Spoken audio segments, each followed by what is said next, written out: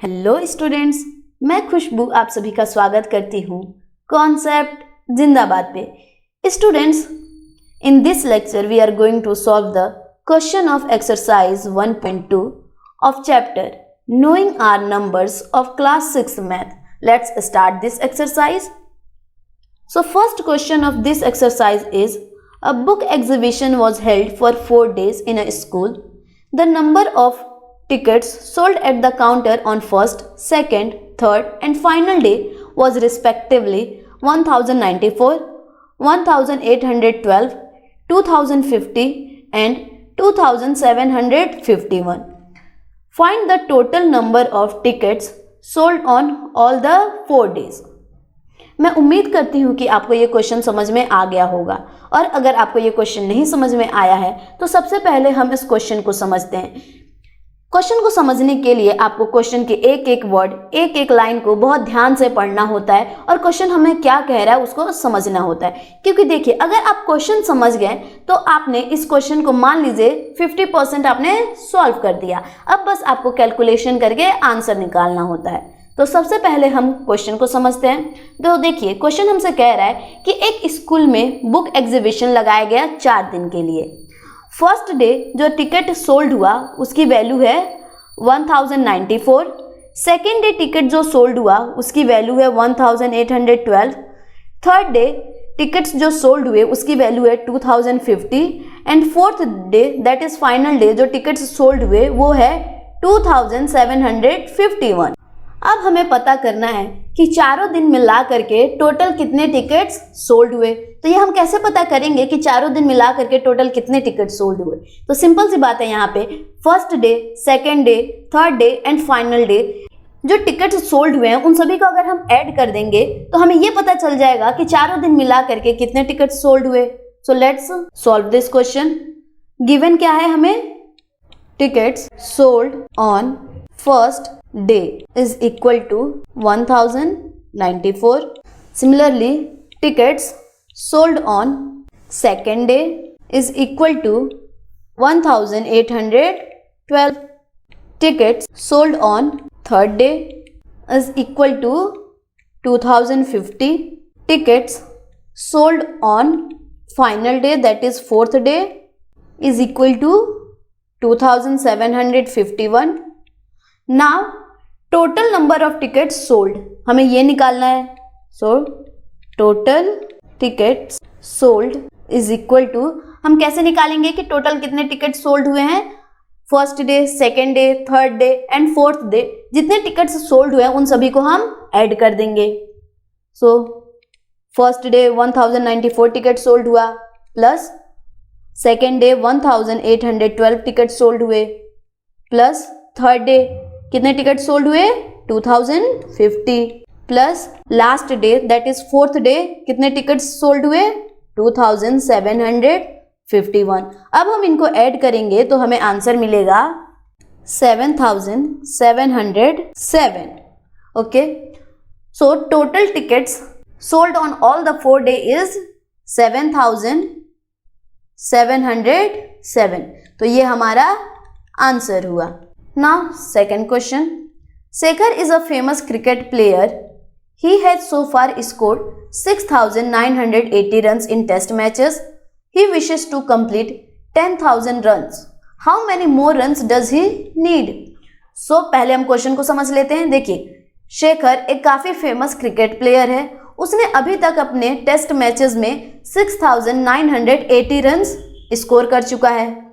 अब वो चाहता है कि वो 10,000 रन स्कोर करे। सो उसको 10,000 रन स्कोर करने के लिए कितने और रन की जरूरत है? How many more runs does he need? Given क्या है हमें?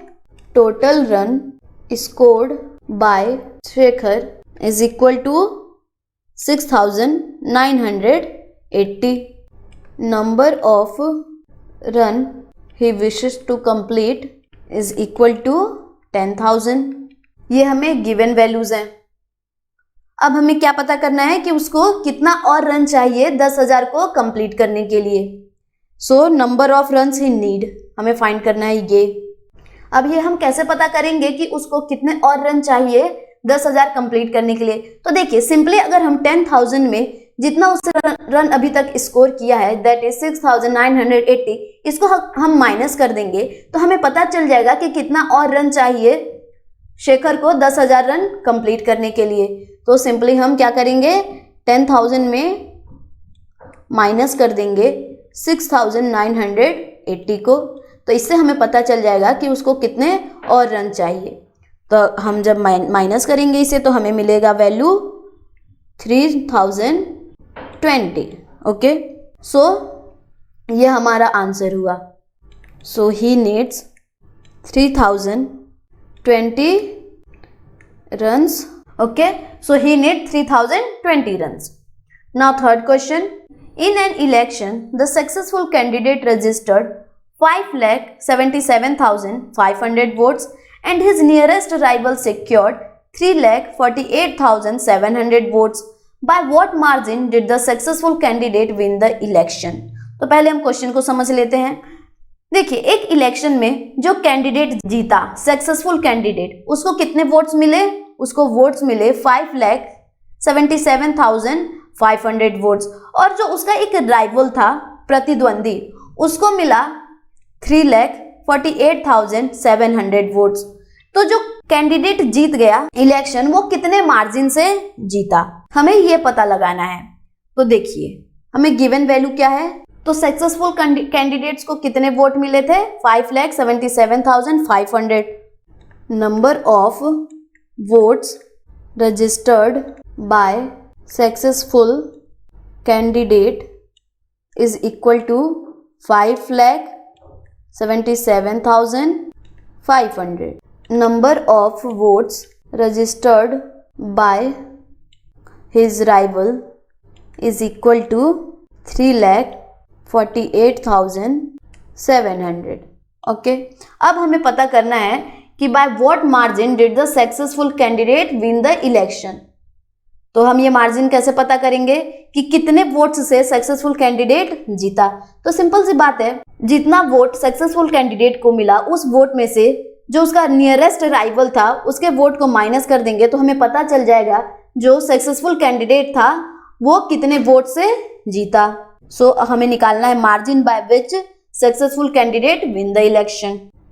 Margin by which successful candidate win election is equal to successful candidate votes minus rival votes. तो सक्सेसफुल कैंडिडेट को कितने वोट मिले हैं? 5,77,500, और इसमें से हम माइनस कर देंगे राइवल के वोट्स को, तो 3,48,700 को हम माइनस कर देंगे। आप जब माइनस करेंगे तो आपको आंसर मिलेगा 2,28,800। ओके, तो ये हमारा आंसर हुआ। इतने मार्जिन से सक्सेसफुल कैंडिडेट इलेक्शन को विन किया। So successful candidate own by the margin of 2,28,800 votes. Okay, तो ये आपको क्वेश्चन समझ में आया होगा। अब हम अपने नेक्स्ट क्वेश्चन पे चलते हैं, that is fourth question. Fourth question is Kirti book store sold books worth rupees 2,85,891 in the first week of June and books worth 4,768 in the second week of month. How much was the sale for the 2 weeks together?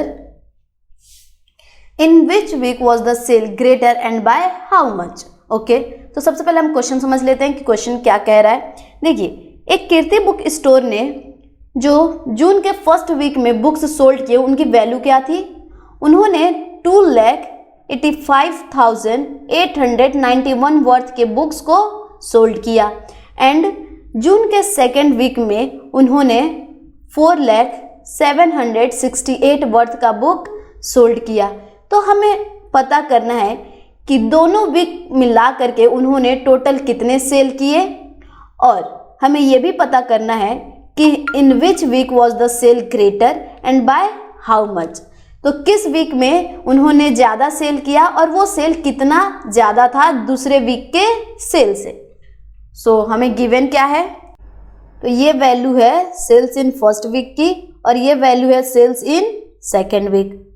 So sales in first week is equal to 2,85,891। Sales in second week is equal to 4,07,68। Okay, अब हमें पता करना है कि दोनों week मिला करके कितने उन्होंने सेल किया। तो ये हम कैसे पता करेंगे, हम फर्स्ट वीक में जितना सेल हुआ है और सेकंड वीक में जितना सेल हुआ है उनको अगर हम ऐड कर देंगे तो हमें पता चल जाएगा कि दोनों वीक में कितना सेल हुआ है। So total sales in 2 weeks is equal to sales in first week plus sales in second week. तो फर्स्ट वीक में जो सेल्स हुआ उसकी वैल्यू क्या है, 2,85,891 प्लस 4,07,68। अब इसको आप ऐड करेंगे तो आपको वैल्यू मिलेगा 6,86,659। ओके, सो ये टोटल सेल्स है 2 वीक में। अब हम बात करते हैं कि in which weeks cell was greater. तो अब हम क्या करेंगे, हम दोनों जो फर्स्ट वीक में जितना सेल हुआ है और सेकेंड वीक में जितना सेल हुआ उनको हम कंपेयर करेंगे। तो हम कंपेयर करने के बाद हमने देखा, देखिए फर्स्ट वीक में 2,85,891 इतना सेल हुआ है और सेकेंड वीक में 4,07,68 सेल हुआ है। तो हमने कंपेयर किया और हमने देखा कि जो सेकेंड वीक है उसमें सेल ज़्यादा हुआ है। So sales in second week is greater than sales in first week। Okay, अब हमें ये पता करना है कि जो ये सेल हुआ है सेकेंड वीक में ये तो ज़्यादा है, ये हमें मिल गया। अब ये कितना ज़्यादा है फर्स्ट वीक के सेल्स से, तो इसको हम कैसे निकालेंगे, हम क्या करेंगे, जो सेकेंड वीक में सेल हुआ है दैट इज 4,07,68, इसमें से फर्स्ट वीक के सेल को माइनस कर देंगे तो हमें पता चल जाएगा कि सेकेंड वीक में जो सेल हुआ है वो कितना ज़्यादा है फर्स्ट वीक के सेल से। So difference in sales of week 2 and week 1 is equal to 4,07,68 में माइनस कर देंगे हम 2,85,891 को। इसको आप जब सब्ट्रैक्ट करेंगे तो आपको मिलेगा 1,14,877। ओके, तो इतने का डिफरेंस है सेकेंड वीक और फर्स्ट वीक के सेल में। So the sales on week 2 is greater than sales of week 1 by ₹1,14,877। तो ये हमने फोर्थ क्वेश्चन सॉल्व कर दिया। अब हम नेक्स्ट क्वेश्चन पे चलते हैं। Next question is find the difference between the greatest and the least 5 digit number that can be written using the digits this is only once. तो इसमें क्या कह रहा है कि देखिए ये आपको 5 डिजिट्स दी हुई हैं, इन डिजिट्स की हेल्प से आपको लार्जेस्ट और स्मॉलेस्ट नंबर फॉर्म करनी है और उन नंबर्स के बीच में हमें डिफरेंस निकालना है। तो सबसे पहले हम लार्जेस्ट और स्मॉलेस्ट नंबर फॉर्म कर लेते हैं। सो इन डिजिट्स का यूज करके जो ग्रेटेस्ट नंबर फॉर्म होगा वो कौन सा होगा, वो होगा 7 6 4 3 2। तो ये हमने ग्रेटेस्ट नंबर फॉर्म किया। और कैसे हमने फॉर्म किया, हमने सबसे जो बड़ी डिजिट है उसको सबसे पहले लिखी, उसके बाद जो डिजिट है 7 सबसे बड़ी थी तो हमने इसको सबसे पहले लिखी, उसके बाद 6 तो हमने 6 लिखा, देन 4 देन 3 एंड 2। तो इस तरह से हमने ये ग्रेटेस्ट नंबर फॉर्म किया। अब हम लीस्ट नंबर फॉर्म करेंगे that is smallest number. So least number is equal to 2 3 4 6 7। Okay, तो ये लिस्ट नंबर हमने कैसे फॉर्म किया, जो सबसे छोटी डिजिट थी उसको सबसे पहले लिखा 2, इसको हमने पहले लिखा, उसके बाद जो बड़ी डिजिट है 3, उसके बाद उससे बड़ी डिजिट 4, उससे बाद उससे बड़ी डिजिट 6 एंड देन सबसे बड़ी डिजिट 7।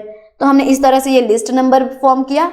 अब हम क्या करेंगे, जो ग्रेटेस्ट नंबर है इसमें से हम लीस्ट नंबर को माइनस कर देंगे तो हमें पता चल जाएगा कि कितना डिफरेंस है ग्रेटेस्ट नंबर और लीस्ट नंबर के बीच में।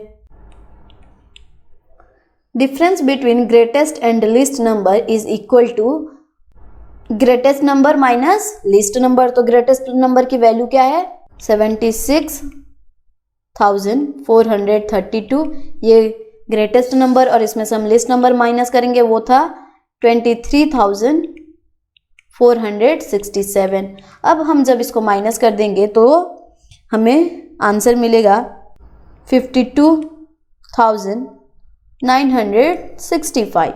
सो ये हमारा आंसर हुआ, और this is the difference between greatest number and least number. So the difference is 52,965. Now next question.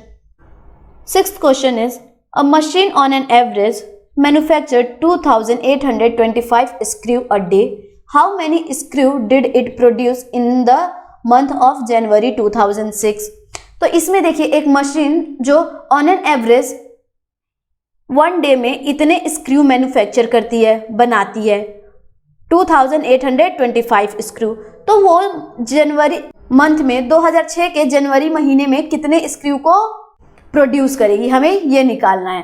तो गिवन क्या है, पहले हम गिवन लिख लेते हैं। Number of screw manufactured in a day is equal to 2,825।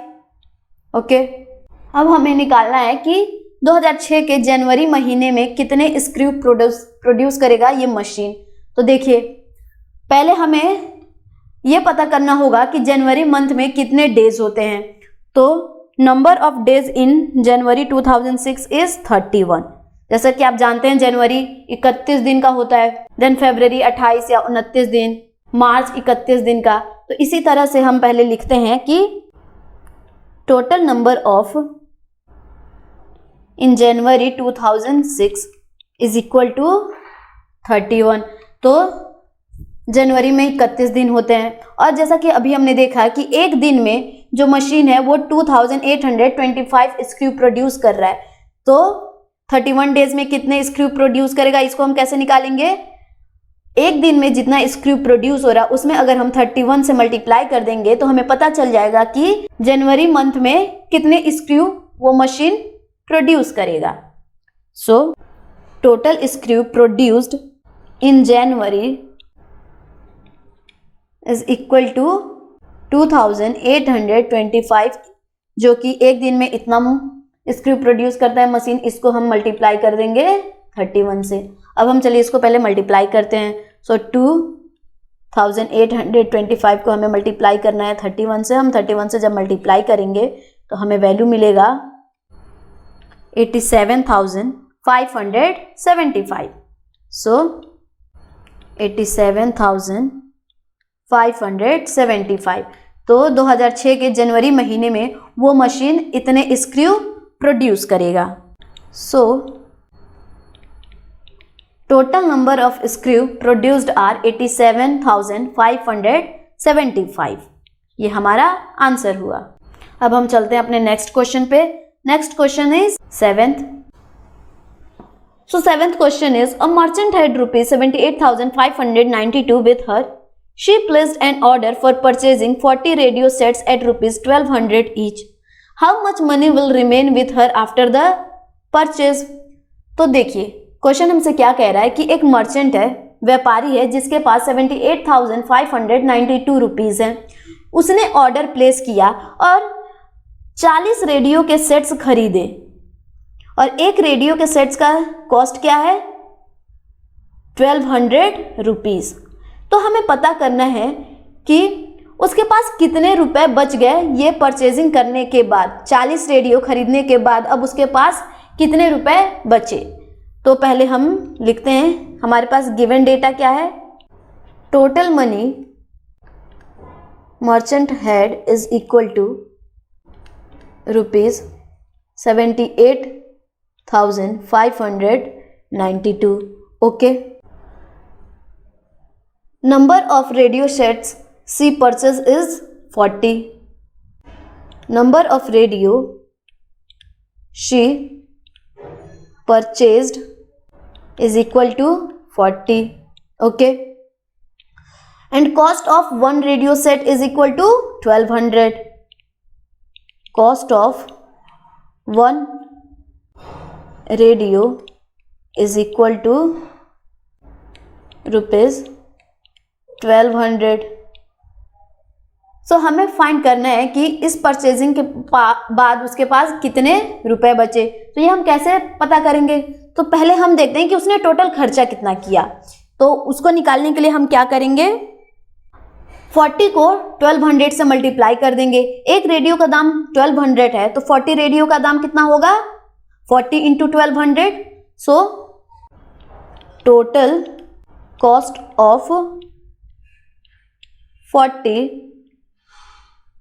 Radio is equal to 40 into 1200. Okay, so आप इसको मल्टीप्लाई करेंगे तो आपको आंसर मिलेगा 48,000. तो टोटल इतना रुपए का उन्होंने परचेजिंग की, तो इतने कॉस्ट का रेडियो पड़ा. अब जो हमारे मर्चेंट थी उसके पास कितना मनी था, 78,592, और इतने मनी में से उन्होंने 48,000 रुपीज के 40 रेडियो परचेज कर लिया. अब हमें फाइंड करना है कि कितना रुपए मर्चेंट के पास बचा. So money remaining after purchase is equal to amount before purchase minus cost of purchase. तो खरीदारी करने से पहले कितना था हमारे व्यापारी के पास, 78,592. इसमें हम माइनस कर देंगे जितना रेडियो का कॉस्ट है. तो टोटल रेडियो का कॉस्ट कितना हमने निकाला था, 48,000. तो इसको हमने माइनस कर दिया, तो हमें आंसर मिलेगा 30,592. ओके, तो इतना मनी मर्चेंट के पास लेफ्ट रहा. So rupees 30,592 remain with merchant. Okay, तो ये हमने 7th क्वेश्चन किया. अब जो बाकी नेक्स्ट क्वेश्चन है वो अपने हम नेक्स्ट वीडियो में करेंगे. अगर आपको ये वीडियो पसंद आया हो तो वीडियो को लाइक कीजिए, चैनल को सब्सक्राइब कीजिए और बेल आइकन को हिट करना ना भूलिएगा. अब हम अपने नेक्स्ट वीडियो में मिलेंगे, तब तक आप पढ़ते रहिए और सीखते रहिए.